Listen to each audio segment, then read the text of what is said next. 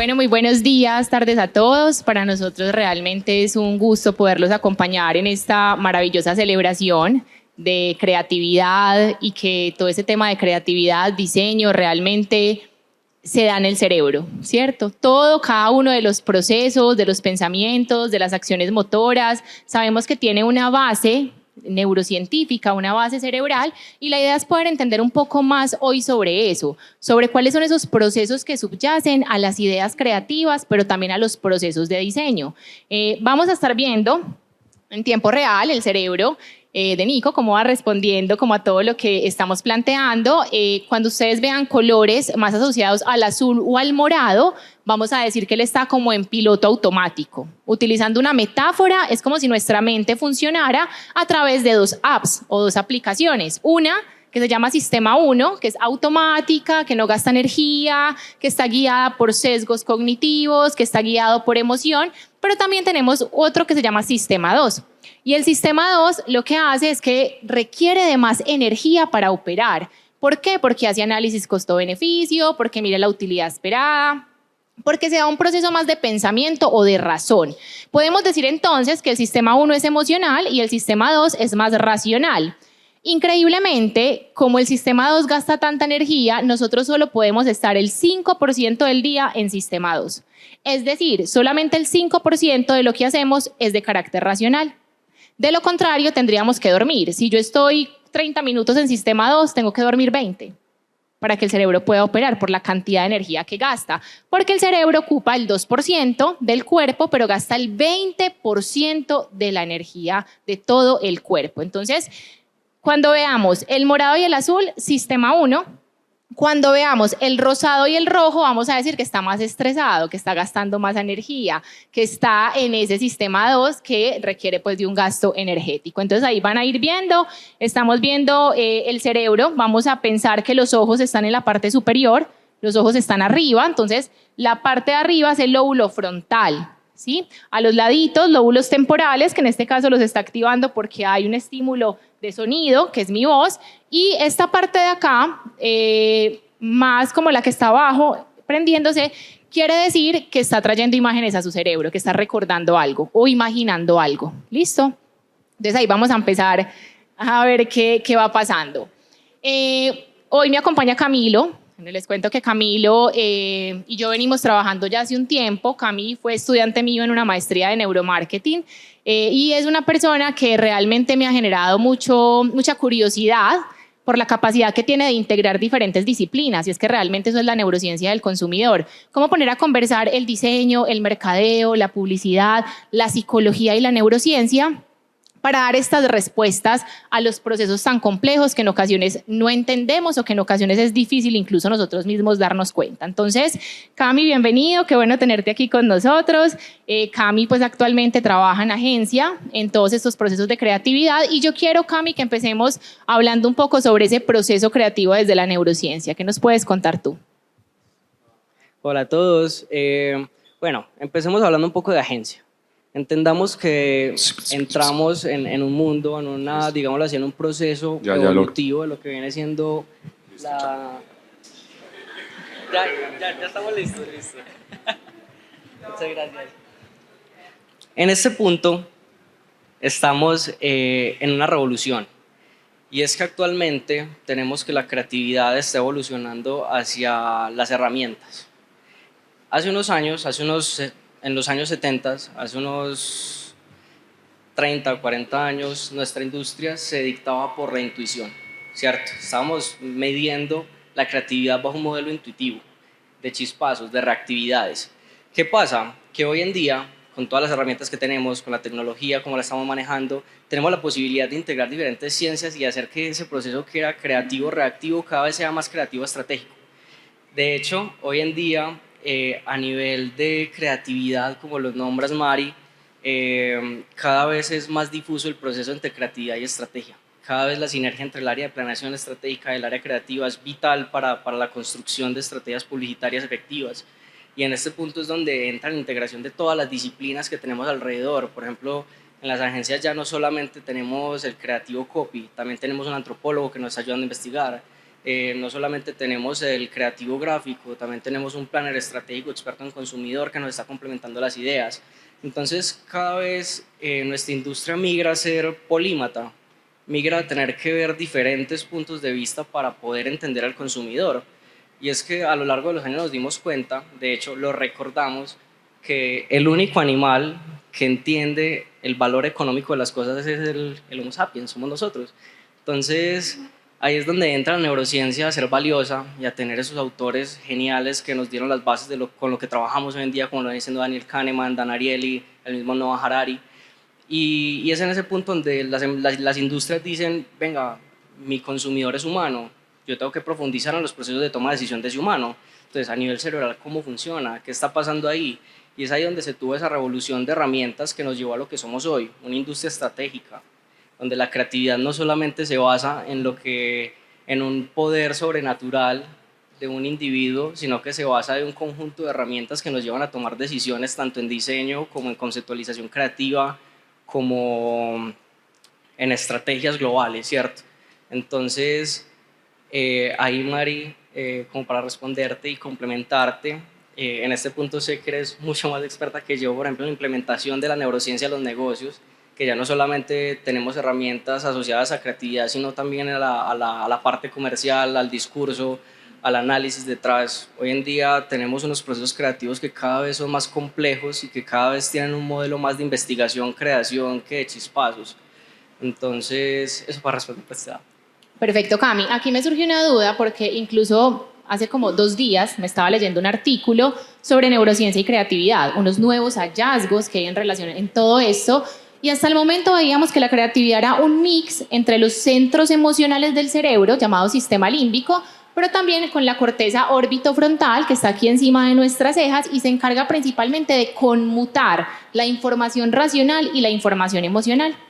Sin embargo, estas nuevas investigaciones nos muestran cada vez más, digamos, una integración de procesos mucho más profundos de nuestro cerebro. Entonces hablamos, por ejemplo, del hipocampo, que es el encargado del centro de memoria, de grabar esas huellas némicas, esos recuerdos, y se ve que está incluido en los procesos de creatividad. Entonces hablamos de memoria. Pero también tenemos elementos de carácter más negativo, como la ínsula, que es el centro del dolor psicológico. Y se ha encontrado que las personas más creativas normalmente tienen mayor actividad de la ínsula. O sea que son personas que sienten mucho más esas emociones negativas. E incluso también se encontró dentro de esta investigación que el tema de la estrategia o el tema de lo racional, por el contrario, podría bloquear la creatividad. Entonces hablaban de, por ejemplo, el hecho de decir, necesito tener una idea creativa, ya era un bloqueo, porque ponía a funcionar el sistema 2 y el sistema 1 se apaga por algo que se llama asimetrías funcionales. Si yo estoy muy emocional, lo racional se va abajo. Y si estoy muy racional, lo emocional se va abajo. Entonces, Cami, ¿cómo hacemos para hablar de creatividad cuando cada vez nos piden más trabajar desde la estrategia, desde el lóbulo frontal? ¿Cómo hacer para no bloquear esos procesos creativos que se dan desde la neurociencia? Me encanta eso porque de hecho hay un psicólogo estadounidense que creo que es Mednick, fundador también, pionero en el estudio de la esquizofrenia, que el man lo que decía era que los procesos creativos tenían directamente, o sea, eran básicamente la forma en la que asociamos las cosas, ¿cierto? Era como lográbamos agarrar un conjunto de estímulos, asociarlos y transformar eso a una solución. Entonces yo creo que la creatividad también tiene ese componente. Y es que hace un tiempo yo le explicaba a unos creativos que tuve que no es que no sea lo suficientemente creativo, es que no has investigado lo suficiente. Y es ahí donde nosotros podemos crear lo que entendemos. Nosotros podemos crear con base a lo que asociamos y asociamos lo que hemos aprendido a lo largo de nuestra vida. Entonces, entre más estímulos, entre más inputs tengas que te permitan a ti crear, más herramientas vas a tener para generar asociaciones rápidas y para generar esas soluciones que evidentemente son creativas y que llevan las ideas al siguiente nivel. Entonces muchas veces vamos a tener que los creativos están súper bloqueados, pero que precisamente porque anteriormente a la creatividad se le veía de esa forma, ¿cierto? Como es que el creativo tiene que estar emocionado, tiene que estar estimulado para poder crear. Hoy en día tenemos herramientas que le permitan al creativo investigar para crear. Es tener esos inputs estratégicos y no estamos hablando de la investigación de una forma aburrida. De hecho, las agencias de policía lo vienen haciendo desde hace muchos años. Un proceso creativo es investigación-creación. Estás tomando estímulos, transformándolos en una hipótesis, generando un experimento que puede ser una campaña publicitaria y testeándolo con un público. ¿Funcionó? ¿No funcionó? Se valida la hipótesis o se anula y vuelve, empieza la campaña, es un ciclo. Entonces ahí es donde nacen esos procesos que van más allá de simplemente esperar a que me llegue una idea, sino cómo logramos nosotros desde la estrategia estimular al creativo con los inputs que necesitamos para que esa idea tenga una trascendencia verdadera, ¿cierto? Perfecto, perfecto, Cami. Ahí me llega una frase a la cabeza que me gusta mucho, que es una frase de Séneca, y creo que lo asocio mucho a lo que nos estás diciendo, y es, Séneca nos dice, la suerte es donde confluye el conocimiento con la oportunidad. Es algo similar a la creatividad. Tengo que tener un conocimiento previo y la oportunidad de poder enfrentarme a retos que me permitan de alguna forma crear, pero no obligándonos a generar dichas ideas, ¿cierto? Eso es claro, porque sabemos que la creatividad no está nunca en la parte más nueva y racional de nuestro cerebro. Y también yéndonos un poco al mundo del diseño, Cami, desde la neurociencia sabemos, por ejemplo, que los seres humanos no procesamos igual toda la información sensorial, que por el contrario nosotros a través de la evolución hemos dado prioridad a unos estímulos sobre otros. Y yo quiero preguntarle a ustedes, a todos los que están acá, ¿ustedes creen que qué procesa más rápido el ser humano? Si estamos con un montón de estímulos visuales de cualquier tipo, ¿cuál será el primero que el ojo humano va a tomar como más relevante y más rápido, a mayor velocidad? Pero hablando de imágenes, por ejemplo, o de, en general de una persona, por ejemplo, o de un animal, vamos a poner un ejemplo. Tengo un objeto muy innovador, muy novedoso, una persona y un animal. ¿Cuál vamos a ver primero? ¿O el ojo a cuál le va a dar mayor prioridad? A la persona. Nuestro cerebro en tan solo 125 milisegundos detecta un rostro humano.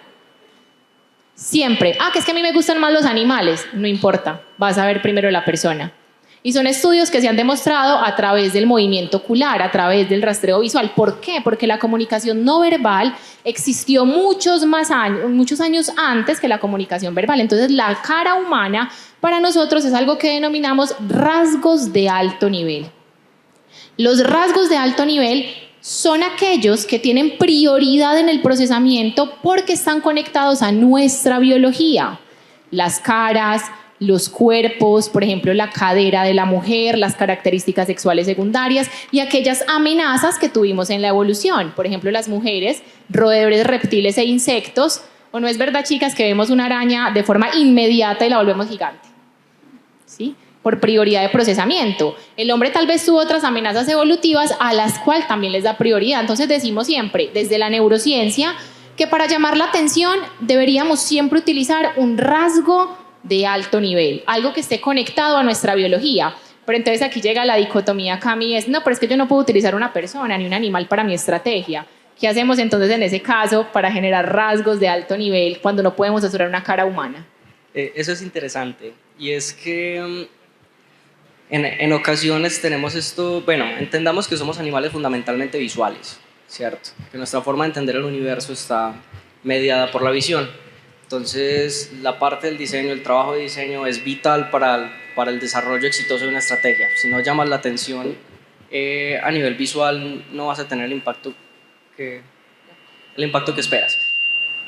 Hay una parte muy interesante que hay que tocar, y es que no todas las agencias y no todos los publicistas, comunicadores o diseñadores tienen las herramientas que les permitan entender eso, ¿cierto? Rasgos de alto nivel, rasgos de bajo nivel, no tienen como las capacidades de poder diferenciarlo, sin embargo lo siguen haciendo de forma, digámoslo así, inherente a su labor.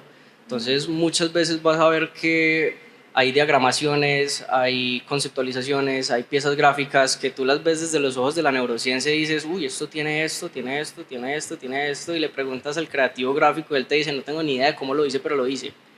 Entonces ahí es donde tienes efectos como pareidolia, tienes efectos que te permiten a ti integrar elementos de forma en la que igual estés llamando la atención y estés generando, por ejemplo, ese rostro humano sin necesidad de mostrar directamente el rostro humano, e incluso dándole prioridades de la ergonomía cognitiva a revisar qué se está haciendo, ¿cierto? Revisar si estamos utilizando los elementos adecuados, si estamos utilizando las tipografías adecuadas, revisar que si no hay lecturabilidad es muy probable que nos ignoren. Entonces hay un montón de variables de fondo que nos van a permitir a nosotros decir, hey, esta pieza necesita mejorar, sin necesidad de decir directamente tenés que poner el rostro de una persona o tenés que poner el rostro de la persona mirando el copy para generar atención al copy, ¿no? También puedes jugar con la jerarquía de los copies, jugar con la jerarquía de las imágenes, y es ahí donde se vuelve el proceso creativo direccionado desde las herramientas algo genial, porque entonces estamos haciendo consciente ese impacto.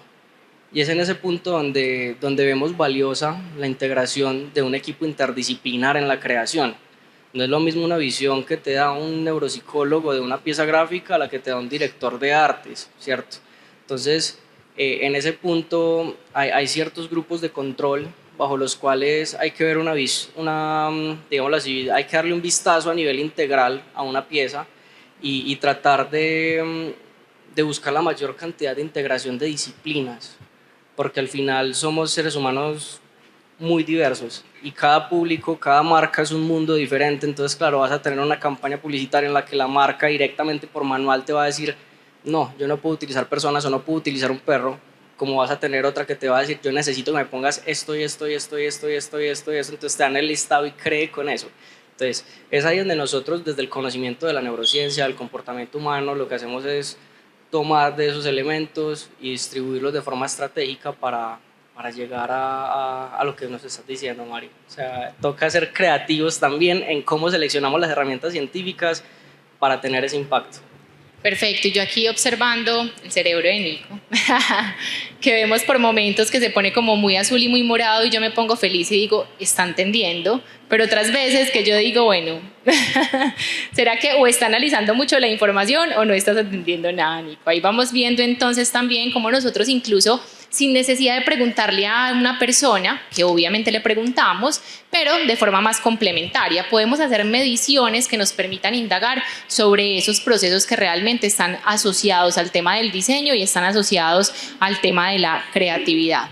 Y aquí, Cami, también, digamos que dentro de, o en el marco de esta celebración, vemos también cómo cada vez más los profesionales y los estrategas en publicidad, marketing y diseño toman en cuenta la neurociencia. Hay algunos escépticos aún, ¿cierto?, frente al uso de estas herramientas, o porque también muchas veces se sienten evaluados, ¿cierto? Porque yo soy la que evalúo, yo no sé nada de diseño, pues yo no sé hacer ni dibujar, literal. Pero, por ejemplo, yo soy quien evalúa, pero no por de mi conocimiento, sino con consumidores, más certificar o verificar que realmente las intenciones que tenemos se cumplen.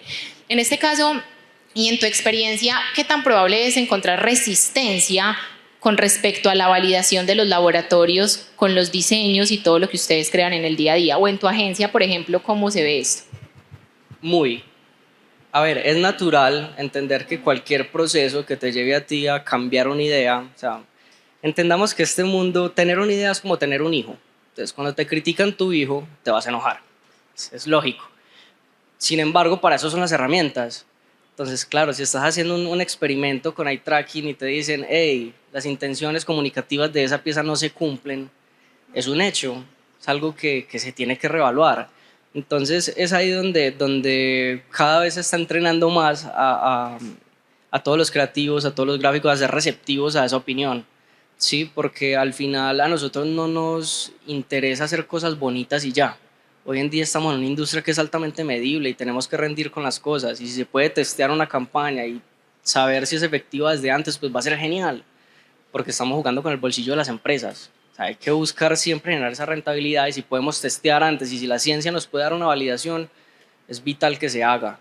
Entonces yo creo que hay demasiadas herramientas, Mari, que se tienen que hacer en el día a día, y no solamente para piezas gráficas y desde el diseño, sino también para el diseño de discursos, por ejemplo. O sea, cuando estás generando un guión, revisar, por ejemplo, con las herramientas que tenemos, con un face reader, qué emociones está generando, testear con el público, si está generando un efecto de empatía, si estamos activando esos campos de mentalización, si estamos logrando tener el impacto que estamos buscando desde un discurso. O sea, tenemos que ver el diseño de una forma integral, no solamente como una pieza gráfica. Diseño es diseño de servicios, diseño es diseño de experiencias, diseño es diseño de piezas gráficas también, diseño de marcas. Entonces, es ahí cuando la neurociencia y el diseño tienen que hacer un mix para poder generar esas experiencias que estén validadas, o sea, que tengan esa base fundamentada y no empezar a seguir diseñando por intuición, ¿cierto? Porque yo creo que esto podría funcionar. No, si tenemos la oportunidad de testearlos, hay que ser receptivos frente a eso. Y de hecho creo que cada vez la industria, a medida que va evolucionando ese pensamiento creativo, como se los comentaba, cada vez es más receptiva. Antes, quiero desmitificar algo, es que antes nuestra industria era la industria de los egos. Hoy en día no tanto.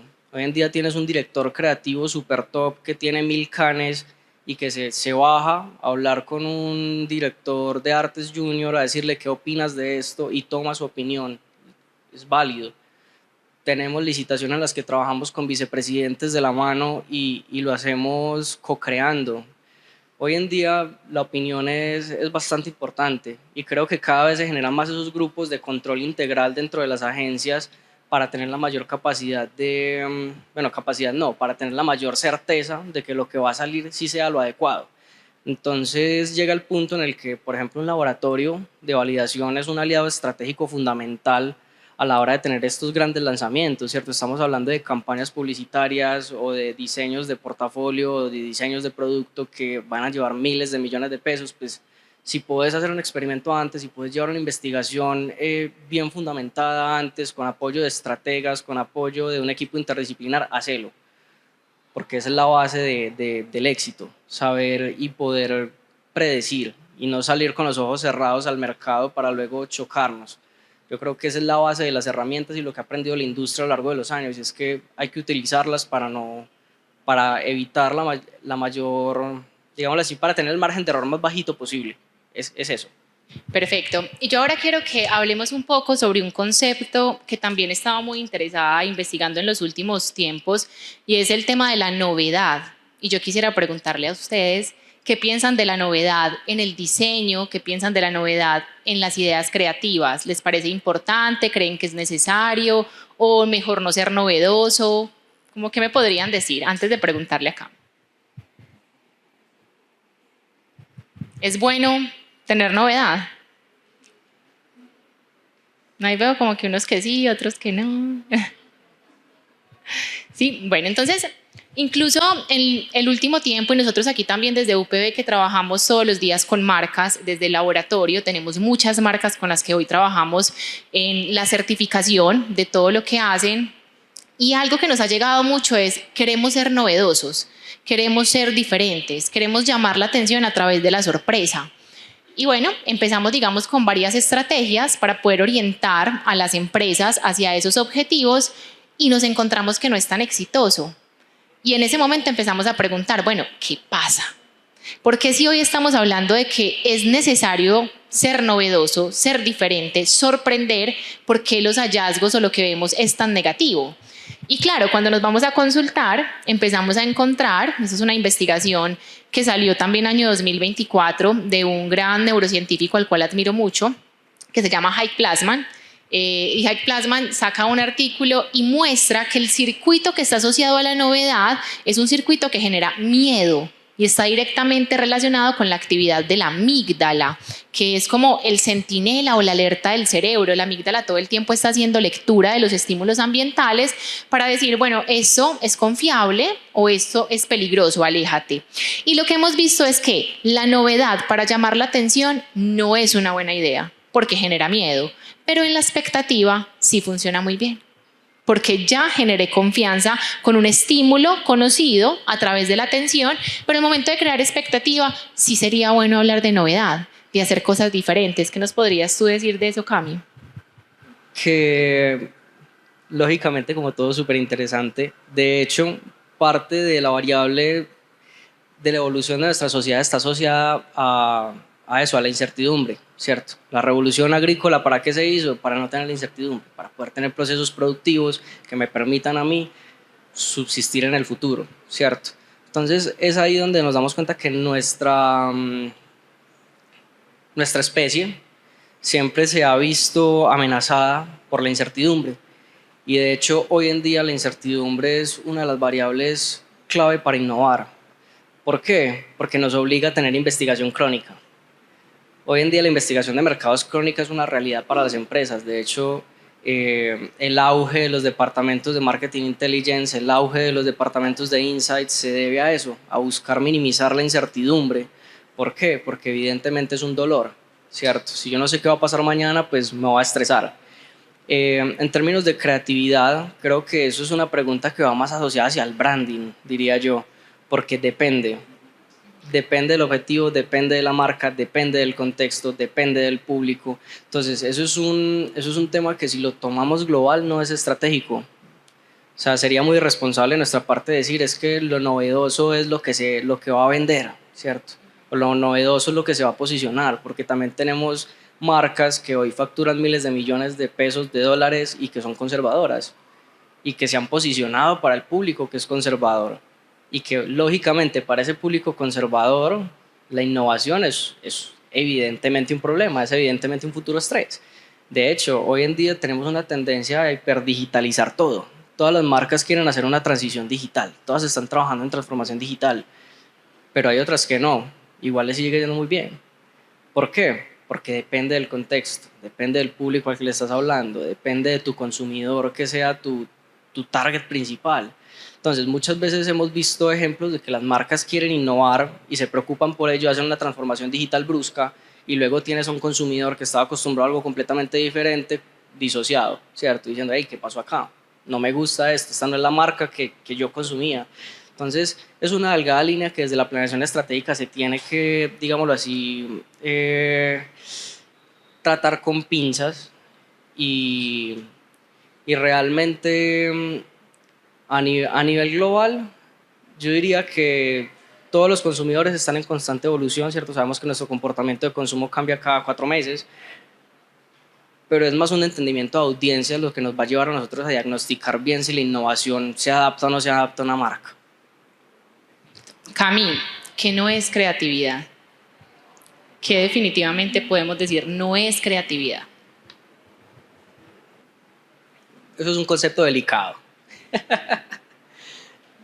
y potencialmente es un paredón, porque miles de pensadores a lo largo de la historia se han hecho esa misma pregunta: ¿qué es y qué no es creatividad? Entonces teníamos un Freud que nos decía creatividad es un conflicto inconsciente, teníamos a Steve Jobs que nos decía es que creatividad es empezar desde lo simple, teníamos incluso a Mednick que nos dice creatividad es mi manera en la que yo asocio las cosas y creo soluciones con base a eso. Entonces tenemos un millón de conceptos de creatividad que si yo creo que si nos vamos a hacer un sondeo acá de cada uno de ustedes y les preguntamos qué es creatividad para ti, van a ver una variedad de respuestas impresionantes. Unos van a hablar de arte, otros van a hablar de innovación, otros van a hablar de no sé, van a hablar de miles de conceptos. Y no estamos nosotros tampoco en derecho a decirles, no, eso no es creatividad, porque realmente todo lo que viene siendo creatividad es un proceso humano asociado a la creación, ¿cierto? Y la creación se da a todo nivel. O sea, por ejemplo, hay muchas veces que se dice, no, es que el reggaetón no es creativo. A ver, es un debate amplio. ¿Están teniendo procesos de creación? Sí. ¿Cierto? Ah, pero es que es mucho más compleja la música clásica. Obvio. Pero también hay proceso creativo en ambas. Entonces, es ahí donde se vuelve un debate, yo diría que irresponsable, tirar al paredón y decir, eso no es creatividad, porque creatividad se ve en todo. He visto financieros que me dicen, no, es que a mí no se me da la creatividad, y cuando yo miro sus números, hey, estás moviendo todo para que esto se dé, ¿cómo que no sos creativo? Estás solucionando algo con base a lo que tú conoces, eso es creatividad, ¿cierto? Se bugueó. Listo. Entonces, Mari, yo creo que creatividad es algo que tenemos todos y que si nos vamos a ser puristas con el concepto y a pegarnos como a lo que postula Mednick, por ejemplo, la creatividad se puede entrenar. Entonces, es ahí donde tú me dices, es que yo no soy creativo. No, no es que no seas creativo, no estás teniendo los inputs necesarios para crear. Entonces, tengo un bloqueo. ¿Cuántos referentes de cine te has visto? ¿Cuántos libros te has leído? ¿Cuántas investigaciones de mercado has consultado? ¿Cuántas campañas, cuántos referentes has visto? Es más un tema de revisión y creación. Entonces, todo lo que sea un proceso humano que conlleve generar una solución, para mí es creativo, ¿cierto? Así sea un proceso administrativo y manual. Si tú estás corrigiendo una base de datos, estás mejorando algo y estás utilizando tu creatividad y tu conocimiento y lo que tú genuinamente asocias con base a lo que has aprendido para solucionarlo. Perfecto, Cami. Me gusta muchísimo esa definición porque precisamente es lo que ha demostrado los estudios en neurociencia y es que absolutamente todos los seres humanos tenemos una capacidad creativa enorme. Lo que pasa es que son nuestras definiciones de creatividad las que realmente nos hacen como generar unos cuestionamientos frente a qué tan creativo soy o no. Pues a mí me pasaba, yo realmente en la parte motora no soy muy hábil y siempre me acuerdo en el colegio que se asociaba la creatividad con el que le iba mejor en artes, ¿cierto? Obviamente yo siempre dije, yo no soy creativa, porque no me iba bien en nada de eso. Sin embargo, empezamos a ver también esas teorías que integran el funcionamiento de nuestro cerebro. Entonces, por ejemplo, siempre se ha hablado que la creatividad está en el hemisferio derecho, que sería el que ven al lado de allá, el que está más prendidito. Ese es el que se encarga de la creatividad. En este caso son, digamos, unas definiciones bastante reduccionistas. Sí que la mayoría de procesos se dan en el hemisferio derecho, es decir, en la parte derecha de nuestro cerebro. Pero realmente para hacer cualquier acción, incluso la de hablar, necesitamos de una red neuronal, de todo un conjunto de neuronas que se conectan a nivel de lo más profundo, desde el tallo cerebral, el sistema límbico hasta nuestra corteza, como para darnos todas esas ideas. Entonces me gusta mucho esa definición porque efectivamente en todo ser humano existe un talento y todos los seres humanos son creativos. Incluso muchas investigaciones también han mostrado que aquellas personas que padecen patologías del estado de ánimo tienen una alta capacidad creativa, una alta capacidad incluso motora, incluso de temas industriales sin nunca conocer nada, pueden construir una máquina, pueden hacer un montón de cosas. Se ha encontrado más que todo en los depresivos y en los trastornos bipolar afectivo, cuando entran en fase de depresión, son personas que tienen una capacidad enorme de resolver asuntos que están por fuera de él. Entonces ahí también hay una dicotomía importante y es que los depresivos, por ejemplo, son supremamente buenos para solucionar lo que está afuera, pero no lo que está dentro. Y también es creativo aquel que logra gestionar sus emociones, aquel que logra de alguna manera regularse emocionalmente. La creatividad no está únicamente en la acción y eso es realmente importante pues como tenerlo en cuenta y dejarlo de esta manera conectado, que todos tenemos esa capacidad, incluso las inteligencias múltiples. Es que está la inteligencia emocional, está la inteligencia social, está la inteligencia sinestésico-motora, está la inteligencia lingüística, matemática. Tenemos un montón de inteligencias y todos mediados por la creatividad. Entonces eso también revoluciona el hecho de tener una mirada reduccionista frente a estos procesos. Cami, ¿qué podríamos decirle entonces hoy en este maravilloso cumpleaños de nuestra escuela y nuestra facultad para, digamos, animar, orientar a todos nuestros chicos que ya se van a enfrentar al mundo profesional, probablemente algunos para emprender, otros en agencias, digamos que ya empezar a mirar y también como hacia dónde tienen que empezar su línea de formación para responder a las necesidades del entorno empresarial?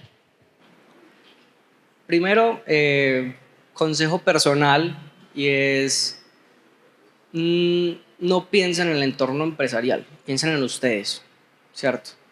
Y es que muchas veces se toman decisiones pensando en la evolución del mercado, pero luego cuando sales al mercado te das cuenta que hay un montón de nichos, hay un montón de industrias que te pueden recibir con las manos abiertas y con los brazos abiertos y que genuinamente te gusta hacerlo. Entonces, de hecho a mí me pasó justamente en el estado en el que están ustedes, yo estaba pensando, ¿será que yo sí soy mercadólogo? Y es ahí donde me di cuenta que todo mi tiempo se lo había dedicado a estudiar el comportamiento del consumidor. Y hice una maestría. Y cuando salí al mercado tenía miedo. Yo decía, hice una maestría en comportamiento del consumidor, me va a tocar trabajar en una agencia consultora de investigación de mercados. ¿Por qué? Porque pues, es el core del negocio. Pero luego sales y te das cuenta que todas las empresas están buscando equipos interdisciplinares.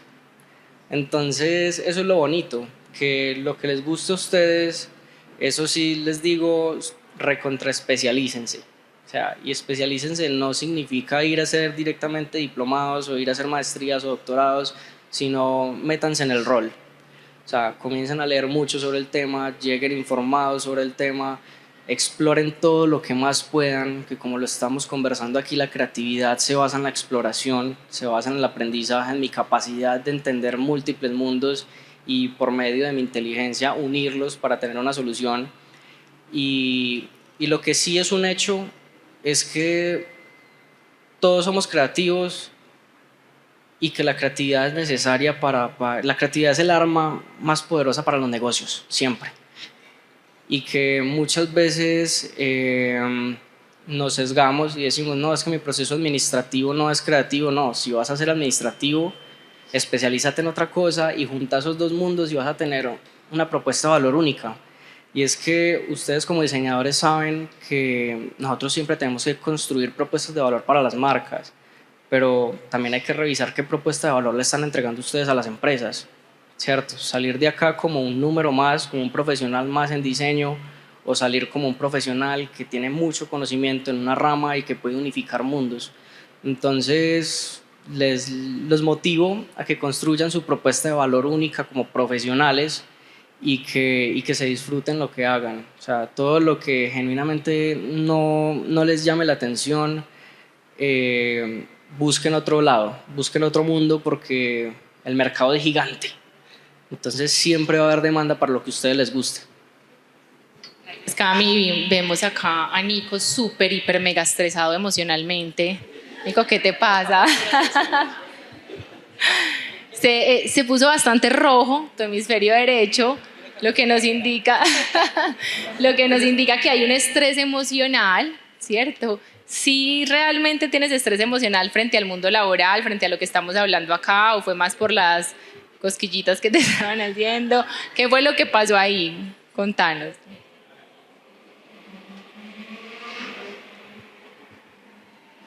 No sé si ustedes vieron que se puso en un momento súper rojo, muy rojo. Pues frente al mundo laboral sí, sobre todo porque es como esa incertidumbre de pues cómo me va a ir, a qué me quiero dedicar. Entonces le dije a Vane que me hiciera cosquillas, pero no funcionó. Para relajarte y no funcionó. Incluso aparecen muchas imágenes que generan estrés, ¿sí? O sea, temas que llegan a tu mente, que llegan a tu cabeza y nosotros lo podemos evidenciar ahí. Como qué cosas llegan a tu mente, qué imágenes en este momento se pasan por ti o no eres consciente de ellas. No, no soy consciente de ellas. Y eso es lo más bonito de esos equipos o de esos sistemas o de estas herramientas. Y es que va incluso a mostrarnos lo que nosotros ni siquiera sabemos.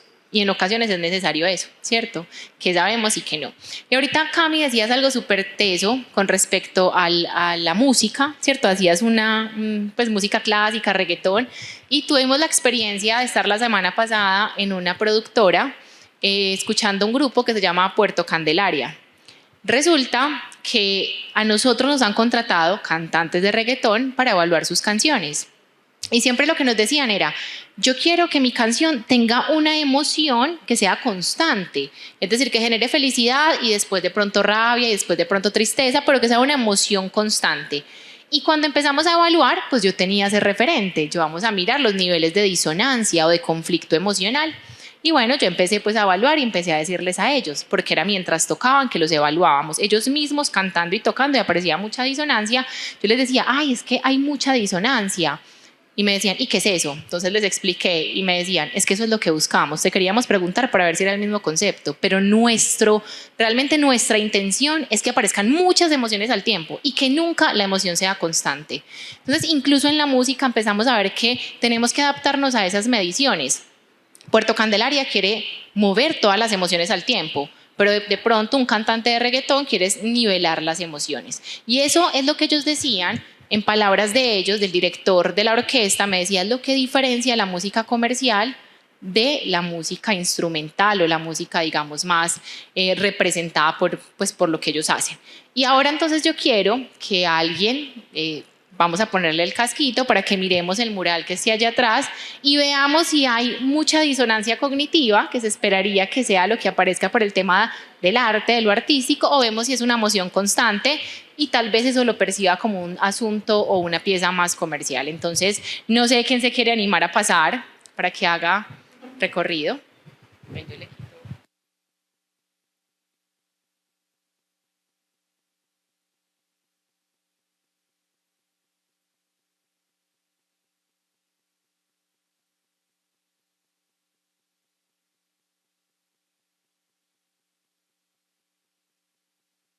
Muchas gracias.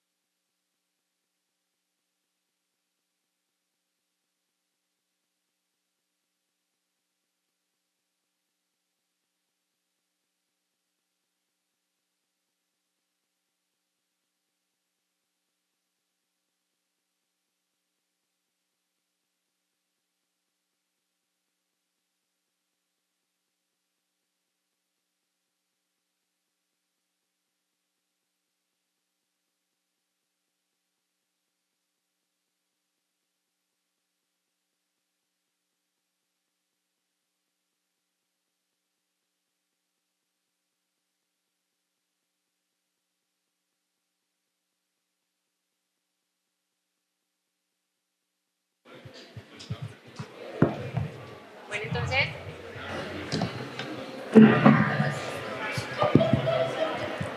entonces acá vamos a ver, este es obviamente pues el cerebro, aquí tenemos hemisferio izquierdo más racional, hemisferio derecho más emocional. Recuerden que esos son metáforas, no son miradas reduccionistas, el cerebro se conecta a todo, simplemente es, digamos, un asunto más metafórico y que nos da cuenta de ello.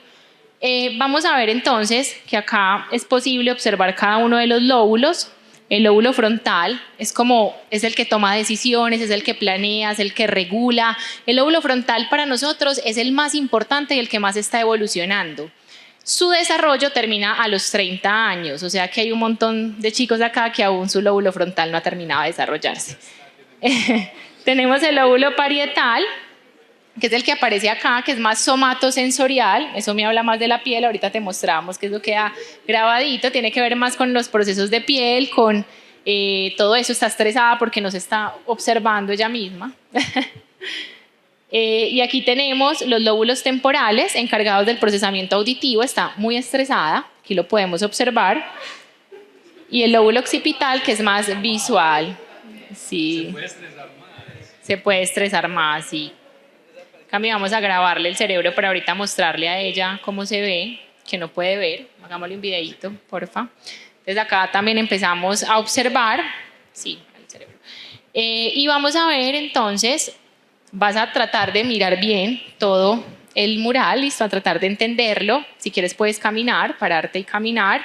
Y vamos a ver qué va pasando en el cerebro, qué áreas vemos que son las más activas. Bueno, ahí está ella en general estresadita. O en sistema 2, llamémoslo así, gastando energía. Ahorita le preguntamos o le hacemos algunas preguntas. Entonces acá vemos el frontal, que tiene más estimulación, está más rojito, el frontal derecho, es decir, más emocional, más un asunto de racionalización emocional.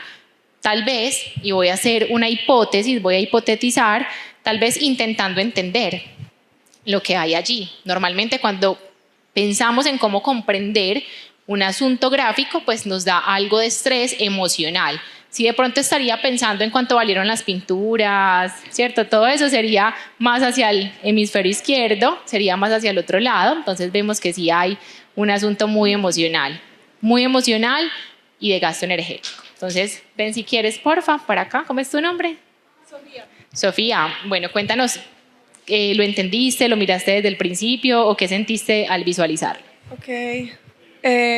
Pues la verdad estaba intentando como comprender por qué había pues como esa figura chiquita y pensé en mi niña interior, pues como buscando algo artístico y encontrarse pues como con esa estrella y en la mitad, no sé. ¿Están de acuerdo los artistas? Esa era la intencionalidad. Genial, ¿no es cierto? Eso está muy bien, la libre interpretación, y esa es la creatividad. Como frente a un mismo estímulo existe una diversidad de pensamientos, de posturas y de todo lo que vemos allí. Ahí puedes ver entonces ahora sí tu funcionamiento cerebral. Como te decía, estás un poquito como estresada emocionalmente. Es que yo soy autista. Entonces, pues sí, mis niveles de ansiedad suelen estar más altos de lo normal. Y también en la parte pues acústica me va mal, por ejemplo, con los ruidos repentinos o muy duros. Entonces, también por eso ahorita tenía sí, para intentar bajarle al sonido. Y sí, también por eso, pues como mientras hablas, de pronto, no sé, está más activa esa parte. Perfecto. Pero eres muy valiente. Te felicito, eres muy valiente y por estar ahí. Muchas gracias, Sofi. Te quitamos el casquito.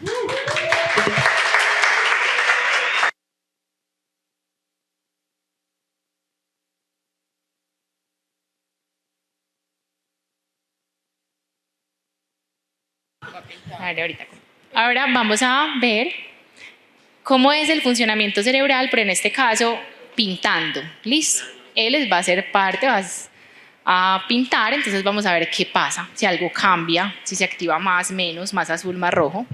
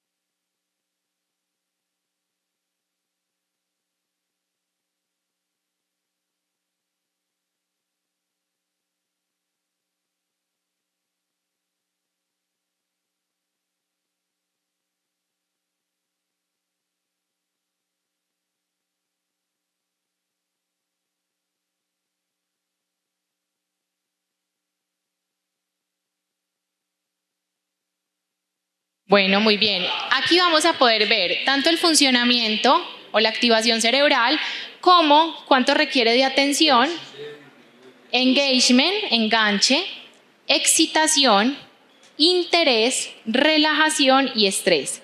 Vemos que están supremamente altos estos tres. Está enganchado, excitado e interesado. No está muy estresado, que es lo que se espera, y en este caso pues la tensión está en ceros, pero es más como por un asunto de electrodo. Vean la diferencia. Lo que ustedes observen esa diferencia. Ahí está el concentrado, miren que no está trayendo imágenes a su cerebro. En la parte, ahí bueno, hay un poquito, pero menos, mucho más emocional. Vamos a dejarlo en silencio a ver qué pasa.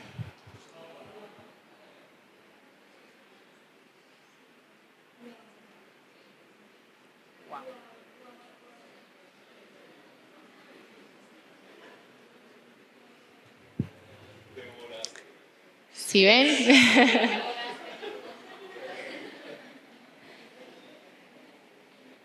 Y por ejemplo, al estar pintando, que si bien se ha mostrado como una actividad que puede relajar, cuando nosotros tenemos una intención y una tarea, en este caso hay más gasto energético, tanto del hemisferio izquierdo como del derecho. Tiene que ser una integración entre lo lingüístico y lo manipulativo, además controlar la intención. Entonces ahí el pulso, ¿sí? Todo esto, entonces vemos cómo se activa. Como nuestro cerebro procesa la información contralateral, ¿sí? Es decir, una parte, si yo muevo la parte derecha de mi cuerpo, se va a activar más el izquierdo. Entonces vemos que tenemos las zonas parietales, principalmente del izquierdo, que serían estas, esto acá, y es porque está pintando con la mano derecha, ¿cierto? Entonces se activa el lado contrario parietal. Y ahí hay estrés, exacto. Pues sobre eso. Entonces, ¿qué tan diferentes son el procesamiento y la actividad cerebral de quien realiza o crea una idea, de quien la ejecuta, de quien la percibe? Y por eso la importancia de integrar la neurociencia en los procesos de creatividad y de diseño, porque es como también integrar los diferentes puntos de vista, las diferentes intenciones, la complejidad del ser humano, sin decir que hay cosas buenas o malas, sino de cómo poder integrar todo eso para que, como decía ahorita Cami, nuestras estrategias tengan más éxito y reduzcamos la tasa de fracaso frente a todo lo que hacemos. Entonces, Cami, muchísimas gracias por acompañarnos, a todos ustedes por esta súper invitación y feliz cumpleaños.